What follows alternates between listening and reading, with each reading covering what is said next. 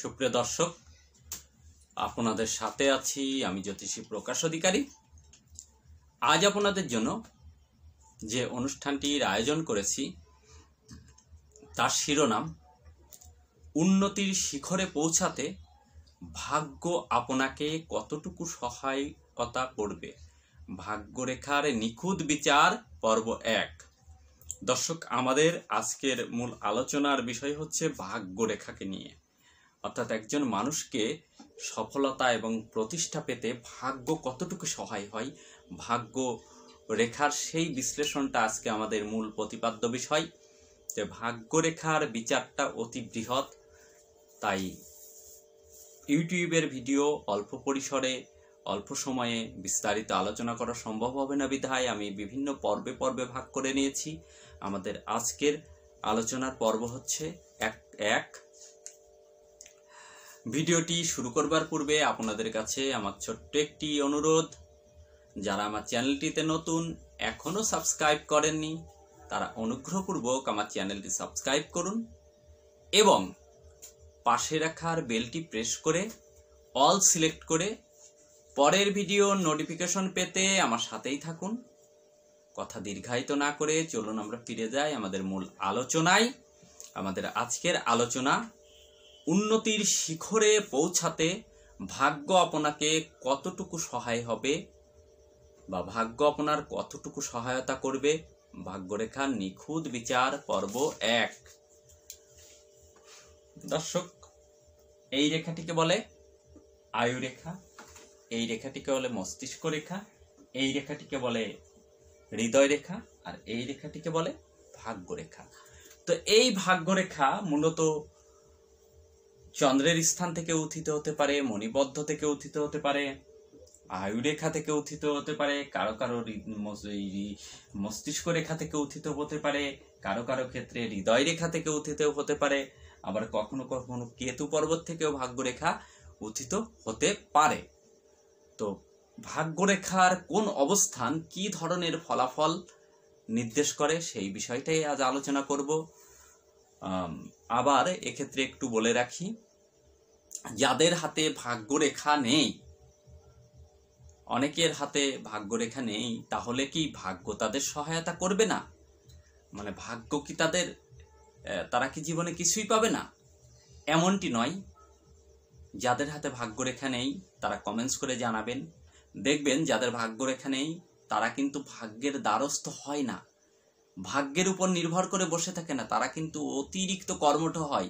এরা কর্মের দ্বারা তাদের ভাগ্যকে পরিবর্তন করতে পারে। সেক্ষেত্রে বিচার্য বিষয় হচ্ছে গ্রহ পর্বতগুলো।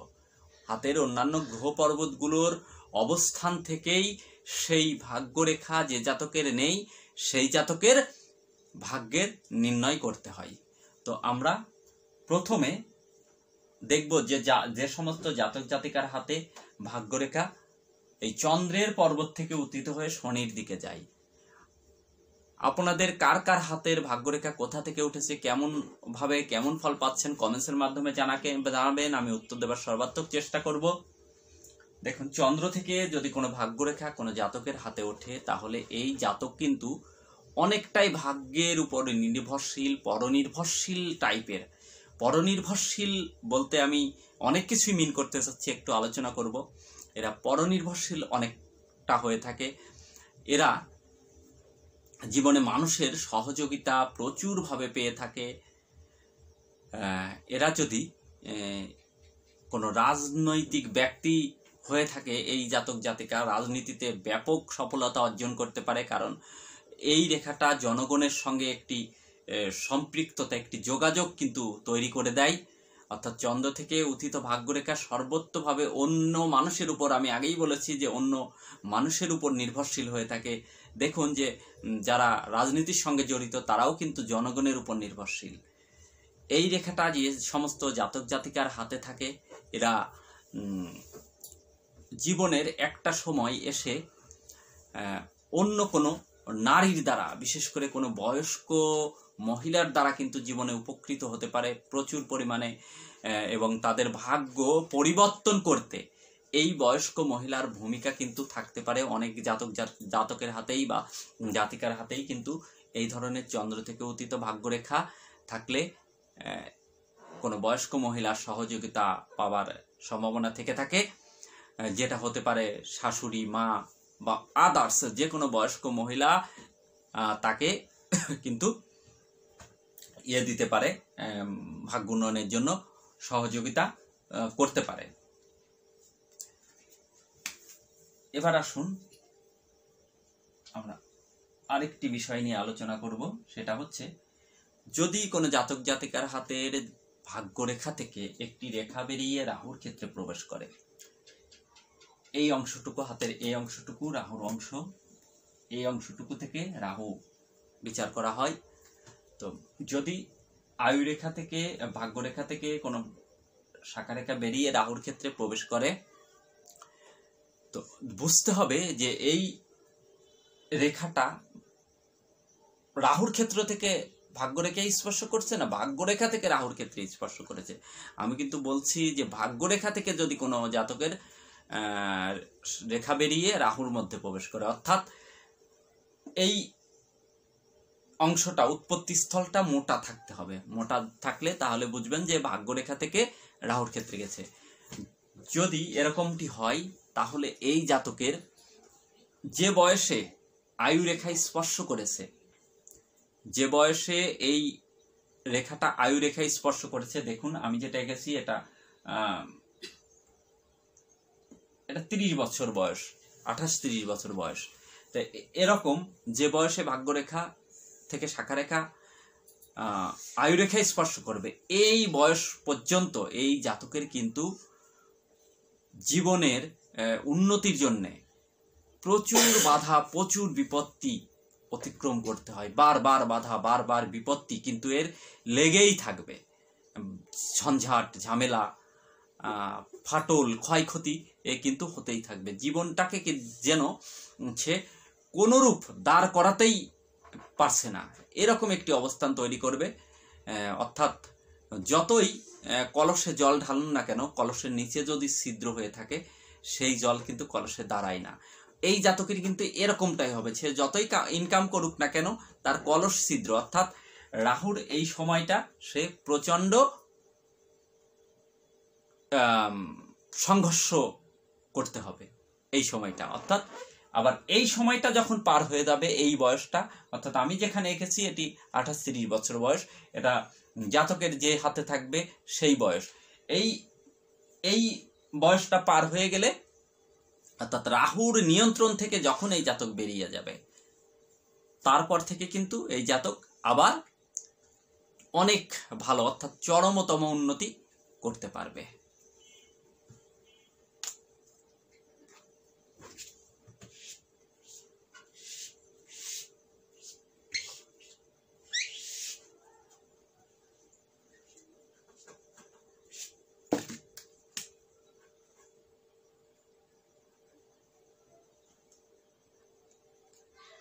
যদি কোনো জাতক জাতিকার হাতে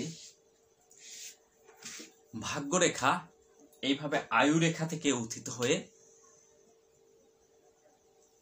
চলে যায় এবং সেটা যদি এই মস্তিষ্ক রেখা পর্যন্ত এসে থেমে যায়, তাহলে কি হবে? এই জাতক জাতিকা কিন্তু পরিবারের, অর্থাৎ পিতামাতার মতের বাইরে গিয়ে সে তার জীবন প্রতিষ্ঠা করতে পারবে এবং চরমতম প্রতিষ্ঠা, যেটাকে বলে চরমতম প্রতিষ্ঠা। এই রেখাটা যাদের থাকবে তারা বাবা মার বিরুদ্ধ আচরণ করে, বিশেষ করে কর্মক্ষেত্রে, কর্মের জন্য, তাদের নিজের লাইফ সেটেলের জন্য পিতামাতার বিরুদ্ধে আচরণ করবে। হয়তো এই জাতক যে পেশাটা বা যে কর্মটা চয়েস করছে, পিতামাতা সেটাতে সাই দেবে না, বলবে যে এটা না ওটা করো। কিন্তু এই জাতক কিন্তু তার সিদ্ধান্তে অনড়। সে কিন্তু পিতামাতার বিরুদ্ধে আচরণ করে তার সেই কর্মটাকে সে শ্রদ্ধা এবং ভক্তি সহকারে সেই কর্মে নিয়োজিত হবেই এবং সে এখানে চরমতম সফলতা অর্জন করবে। দেখুন, এক্ষেত্রে আমি একটি আমার জীবনে, আমার এই অ্যাস্ট্রোলজি লাইফে কিছু মানুষের আছে এই রেখা, যারা চরমতম প্রতিষ্ঠায় পেয়েছে। তো আমি একজন ব্যক্তির নাম উল্লেখ না করে আমার অভিজ্ঞতার থেকে আপনাদের সঙ্গে একটু শেয়ার করছি। অনেক দিন আগে যারা একটু বয়স্ক ভিডিওটা দেখছেন তারা অবশ্যই বুঝতে পারবেন। টেম্পু অর্থাৎ একটি পরিবহন ছিল টেম্পু, আজকের দিনের অটো বাইকের মতো, কিন্তু সেটা তেলের সাহায্যে চলতো। এই টেম্পুর একজন ড্রাইভার যে অন্যের টেম্পু ভাড়া চালিয়ে জীবিকা নির্বাহ করত। তো এই টেম্পুর ড্রাইভার যখন সে অন্যের গাড়ি 70 টাকা 80 টাকা এরকম ডেলি মজুরি হিসেবে সে কাজ করছে, অর্থাৎ এক বেলায় 80 টাকা, এইভাবে 2 বেলায় 160 টাকা এরকম। তখন সিস্টেম ছিল এক বেলা, সকাল থেকে দুপুর, দুপুর থেকে সকাল থেকে বিকাল, বিকাল থেকে রাত্রি 11টা, এই সিস্টেমে ছিল। তো এই সিস্টেমে যখন সে ওই মোটামুটি যদি সারাদিন গাড়ি চালাতো দেখা যাচ্ছে যে 150 টাকা এরকম তার ইনকাম হতো। কিন্তু সে দেখতে পারছে যে সে অনেক টাকা কামাই করছে, অনেক টাকা কিন্তু সে টেম্পো চালিয়ে কামাই করছে, কিন্তু সে তার ভাগ্যে পাচ্ছে 150 বা সর্বোচ্চ 200 এরকম। তখন এই জাতক তার বাবাকে বলে যে সে টেম্পো কিনবে, কিন্তু বাড়ি থেকে তার এই পেশাটাই পছন্দ করেনি। ওই টেম্পু চালানোর পেশাটা, টেম্পু ড্রাইভারি পেশাটাই সে পছন্দ করেনি তার বাড়ি থেকে। কোনো মতে তার বাবা টাকা দেয় না, মা বাবা কেউ রাজি হয় না, টাকা দিতে নারাজ। তখন এই জাতক এক ধরনের যুদ্ধ করে, মানে পরিবারের সঙ্গে বাকযুদ্ধ করে গাছ বিক্রি করে, বাড়ির কিছু গাছ জোর করে বিক্রি করে এবং একটি টেম্পু ক্রয় করে। এটা আমার একজন ক্লায়েন্টের, এরকম অনেক আছে, তা আমি একজনকে উদাহরণ দিচ্ছি। সে একটি টেম্পু ক্রয় করে এবং সেই টেম্পু থেকে আজকের দিনে সে কিন্তু বয়োবৃদ্ধ, তার এখন অনেকটাই বয়স হয়ে গেছে, 60 বছরের কোঠায়। তো এই ব্যক্তি এখন কিন্তু অনেকগুলো পরিবহন বাসের মালিক। তো এই ভাগ্যরেখাটা যাদের থাকে, যাদের আছে, তারা কমেন্টস করে জানাবেন। তারা কিন্তু এই ধরনের পরিবারের সাথে বাকবিতণ্ডায় জড়িয়ে সংঘর্ষ করে পরিবারের অমতে কর্ম করে এবং সেই কর্মে ব্যাপক প্রতিষ্ঠা পায়। আর এই রেখাটা যদি এইভাবে হৃদয় রেখায় থেমে যায়, তাহলে এই জাতক 55, 56, 57 বছর পর্যন্ত একটা ভালো ধরনের ইনকাম করে। তারপরে কিন্তু তার ভাগ্য কিন্তু আর সহায় হয় না। কিন্তু এই যে এই বয়সটা পর্যন্ত সে যে সম্পদ রেখে যায়, সে যে অর্থ গচ্ছিত করে ফেলে, সেটা কিন্তু সে সারা জীবন এর ফসল খেয়ে বেঁচে থাকতে পারে, এমনটি হয়। কিন্তু যদি এই রেখাটি আরো বেরিয়ে উপর দিকে উঠে যায়, তাহলে সে সারা জীবন ইনকাম করে, সারা জীবন কিন্তু সে একই ধরনের ভাগ্যের ফল পেয়ে থাকে, যদি হাতের অন্যান্য গ্রহ মাউন্ট অশুভ না থাকে।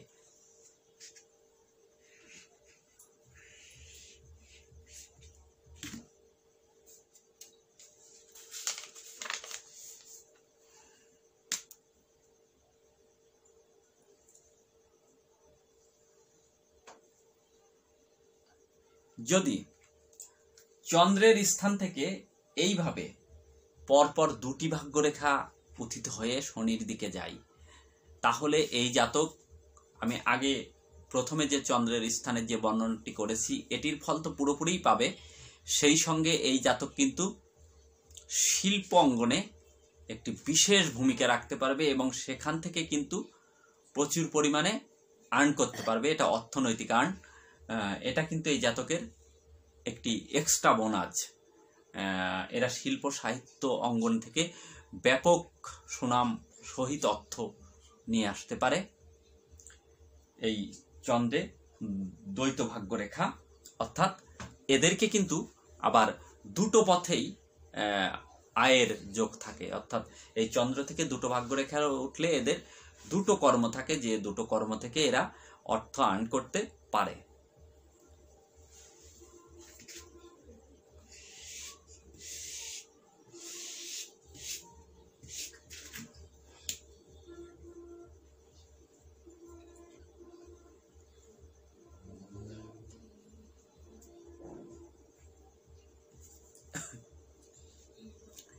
যদি কোনো জাতক জাতিকার হাতে এইভাবে একটি ভাগ্যরেখা চন্দ্র স্থান থেকে উঠে মস্তিষ্ক রেখা স্পর্শ করে এবং একটি ভাগ্যরেখা আয়ুরেখা থেকে উঠে মস্তিষ্ক রেখা স্পর্শ করে। তাহলে এই জাতক জাতিকার, যেহেতু চন্দ্র হচ্ছে মনের কারক, কল্পনার কারক এবং কল্পনার শক্তির কারক, এই জাতককে কিন্তু এই রেখাটা যে স্থানটা টাচ করেছে এটা বয়স হয় 35 বছর। এই 34-35 বছর পর্যন্ত এই জাতককে কিন্তু একটি স্বপ্নের জগতে, কল্পনার জগতে ভাসিয়ে নিয়ে বেড়াবে। এই জাতকের বাস্তবতা সম্পর্কে, বাস্তব জ্ঞান সম্পর্কে ধারণা কিন্তু খুব কম থাকবে। এই জাতক যেন না ঘুমিয়েই, ঘুমিয়েই স্বর্গে বিচরণ করবে, রাজপ্রাসাদে বিচরণ করবে, এই ধরনের কল্পনা, শুধু কিন্তু কল্পনার জগতে ভাসবে এই 30-35 বছর। তারপর এই 34-35 বছর বয়সটা পার করবার পর দেখুন, আয়ুরেখা থেকে যাদের ভাগ্যরেখা ওঠে তাদের কিন্তু নিজের প্রচেষ্টায় প্রতিষ্ঠিত হতে হয়। এরা নিজের প্রচেষ্টায় ব্যাপক প্রতিষ্ঠিত হয়। তো যখন এই 34-35 বছর পার করে যাবে তখন চন্দ্রের এই কারকতাটা কিন্তু চলে যাবে, অর্থাৎ তখন সে বাস্তব সম্পর্কে বুঝবে, বাস্তবতা সম্পর্কে বুঝবে এবং বাস্তব জ্ঞানে সে কিন্তু জ্ঞানী হবে। আর ঠিক সেই মুহূর্ত থেকে এই জাতক কিন্তু নব উদ্যমে প্রচুর কর্মস্পিরিট নিয়ে সে কর্মে লিপ্ত হবে এবং সে মাস্ট বি সফলতা অর্জন করে। সেক্ষেত্রে দর্শক অবশ্যই একটি হাতের একটি রেখার বিচার বিশ্লেষণের সম্পূর্ণ ফলাফল নির্দেশ করা যায় না। সেক্ষেত্রে ইউটিউবে এটা শুধু সূত্র মাত্র বলা হয়। এক্ষেত্রে পরিপূর্ণ বিশ্লেষণ বা পরিপূর্ণ রেজাল্ট পেতে হলে হাতের অন্যান্য গ্রহমানগুলো কিন্তু বিচারের বিষয় আছে, সেটা কিন্তু দেখে নেবেন। এরপর আমরা আরো কিছু রেখা নিয়ে আলোচনা করব, ধৈর্য ধরে সঙ্গে থাকুন।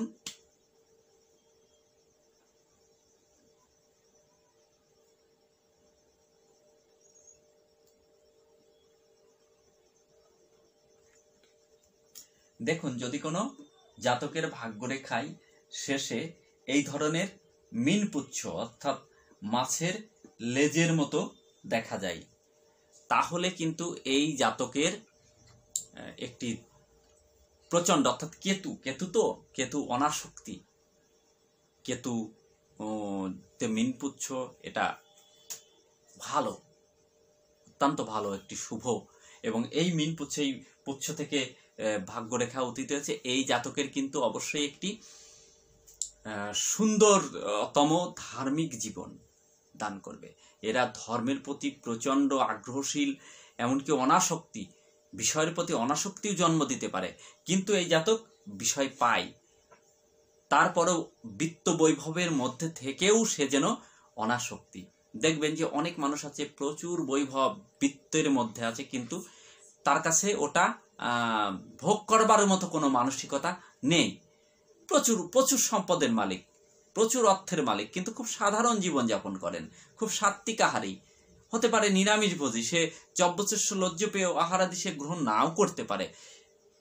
এই মিনপুচ্ছধারী জাতক, তার মধ্যে একটা অনাসক্ত জন্ম নিতে পারে এবং ধর্মের প্রতি প্রচুর আকৃষ্ট হবে এই জাতক।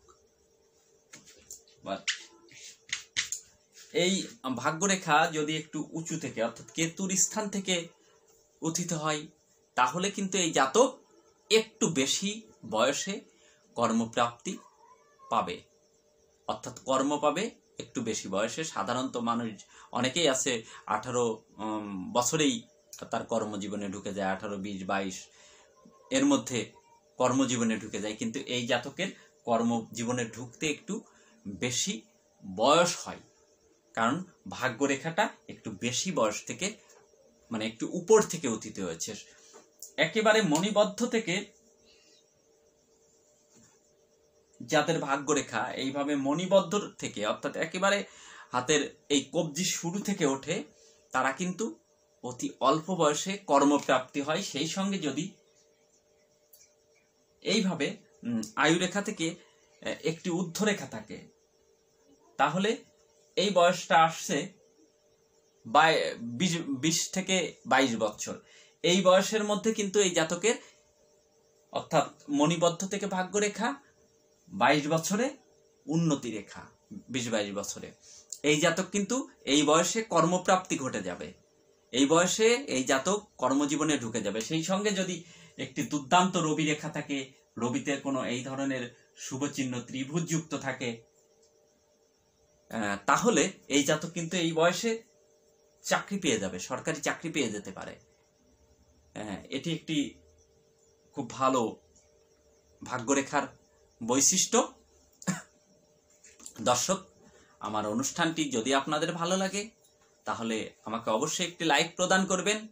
আপনাদের একটি লাইক আমাকে ভিতর থেকে অনুপ্রাণিত করে আরো ভালো ভালো বিষয় নির্ভর, বস্তু নির্ভর ভিডিও উপস্থাপন করবার জন্য। আপনাদের মতামত এবং প্রশ্ন কমেন্টসের মাধ্যমে আমাকে জানাবেন, আমি উত্তর দেবার সর্বাত্মক চেষ্টা করব। এতক্ষণ সাথে থাকার জন্য আপনাদের অসংখ্য ধন্যবাদ। দেখা হবে পরের কোনো এপিসোডে। ততক্ষণ ভালো থাকুন, সুস্থ থাকুন এবং শান্তিতে থাকুন, এই শুভকামনা ব্যক্ত করে আজকের মতো এখানেই বিদায়।